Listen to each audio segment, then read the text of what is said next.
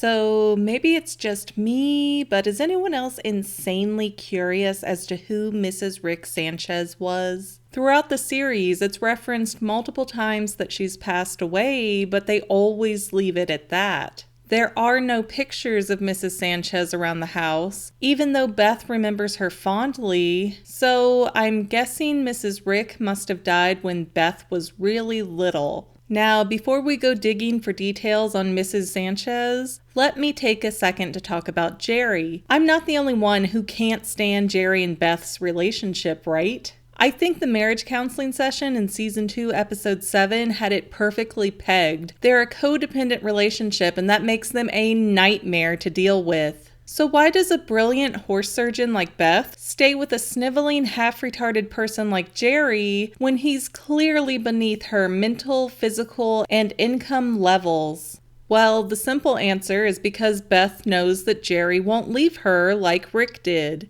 Throughout the series, we're slapped upside the head with the fact that Beth has severe abandonment issues. And the only reason to ever date Jerry in the first place is because he's safe, simple, and no one else will ever want him. So he'll belong to Beth forever. So we know why Beth is screwed up, but what about her mother? There has to be a motive for Rick to return to his family after being away for so long. And no, I don't think it's because Unity dumped him and he felt vulnerable. Well, that may have been a factor, but I think it goes much, much deeper than that. Now, Rick has repeatedly made references like he's divorced. In the Season 2 finale, Rick says that he couldn't make a marriage work, but he can turn a black hole into a sun. So he's a frickin' genius, but he can't keep a woman interested in him. To make those types of references means that Rick is really hurting on the inside, because the opposite of love isn't hate, it's indifference. So if Rick was over his wife, or maybe ex-wife, he wouldn't even bring the issues up because it wouldn't matter to him. And when tricking the Gromflamites, Rick mentions that the day he invented the portal gun is the day he lost her.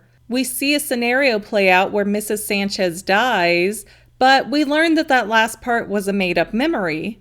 It has to have had some truth base to it though, right? I can say with some certainty that the woman we see in Rick's fake flashback is not his real wife. Note that his supposed wife looks like an adult version of Annie from Season 1, Episode 3. So since Rick was friends with Dr. Xenon Bloom, it's possible that Rick also knew his assistant Annie and Annie's mother. If so, it would be easy enough to substitute Annie's mother in for Mrs. Sanchez, and the Gromflamites would be none the wiser. Plus, freckles tend to be a dominant trait, so with Beth not having any freckles, that suggests that this was not her real mom. Actually, that would be a good test to see how much the Galactic Federation knew about Rick's family. If they didn't recognize that Rick's memory was using a fake wife, then that means they likely don't know much about Rick's origins. So that type of move would help Rick determine who from his past is or isn't safe.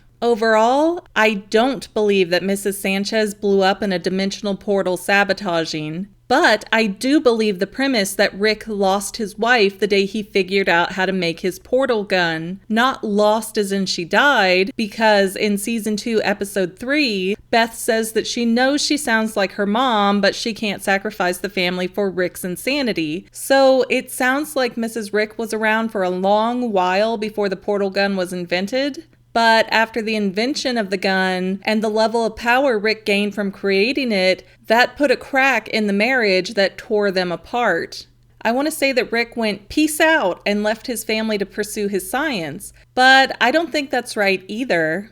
If that were the case, I think Beth would be more angry to see her father rather than welcoming. So Beth's reaction is more like she has no idea where her dad went or why he took off. But for all of the times that Rick's mind has been invaded, there's only one of those times where he seemed out of control. That was in Season 1, Episode 10, where an evil Rick was sifting through the memories of C-137 Rick. There, we see that Rick has a memory of picking up a baby Morty. And since Beth speaks as if Rick has been gone for decades, that doesn't make any sense. The reasonable explanation is that there are some Ricks who remained married and stayed in Beth's whole life. And those Ricks watched Summer and Morty grow up.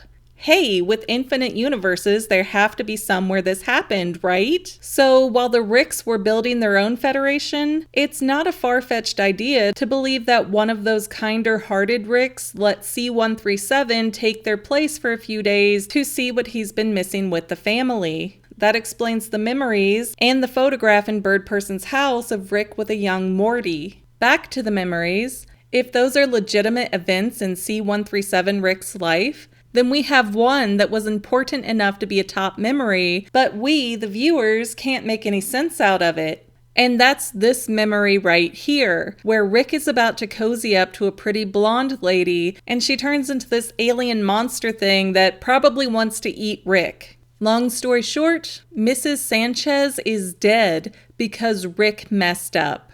We've already seen in Season 1, Episode 6 that Rick does not have a perfect handle on genetics because he mutates the entire world multiple times over until he just gives up and finds a new dimension to live in. And this is while Rick is the most brilliant man in the universe. So who can say how many mistakes and failed experiments he had before that? What if Rick and his wife didn't actually get divorced? What if Mrs. Sanchez just had to be put down? Piecing these clues together, my best guess is that Mrs. Rick was angry, bitter, and tired of Rick's crap. And in a desperate attempt to make her love him again, Rick gave his wife something that ultimately mutated her form, forcing Rick to have to kill her. That action would have spawned an alcohol problem for Rick because that's a situation you can never really cope with. That might have also been the start of Rick's issue with the Galactic Federation. In a government system that controls everyone with pills so that they behave predictably, altering people's DNA is probably a big no-no. And who's to say that Rick wasn't on vacation in space somewhere with his wife when this event happened? So, already being a universal criminal for altering his wife's DNA, Rick joined in with Bird Person, Squanchy, and others to fight back against the government as marked terrorists. Then, later on, when the years weighed on him and nothing made Rick feel any better about killing his wife, he finally snapped when Unity left him. With nothing else to lose, Rick came back to Beth to rejoin her family, which also raises a number of questions because Rick's a genius and could certainly generate tons of revenue to buy his own house or laboratory. So why put up with Beth and Jerry or any of their demands on Rick's behavior? Even in Season 3, Episode 1, Rick says he only saved Summer and Morty because he knew Beth would never let him return without the kids being safe. But why does Rick care if Beth takes him back? I have two suspicions off the top of my head.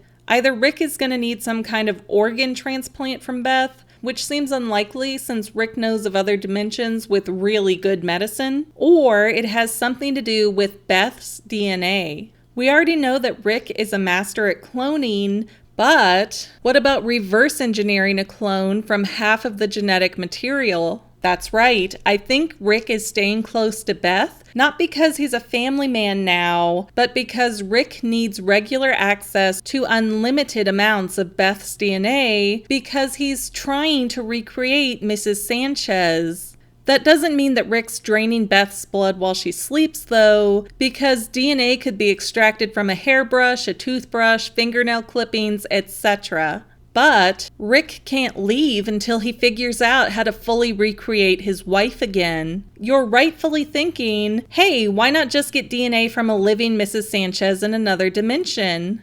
If you were a Rick and you heard that one of the most evil Ricks wanted to collect samples to recreate your wife, would you let him anywhere near her? Yeah, not happening. So this theory I've laid out puts a lot of the pieces of the Rick and Morty mysteries together. Thanks for watching, and I hope you enjoyed enough to like, subscribe, and share this video. I've also got a lot of other videos on my channel that you are fully encouraged to go check out. Plus, you can find me on Facebook at Say Halo Goodbye, which is my gamer tag, or Twitter at _Fanily.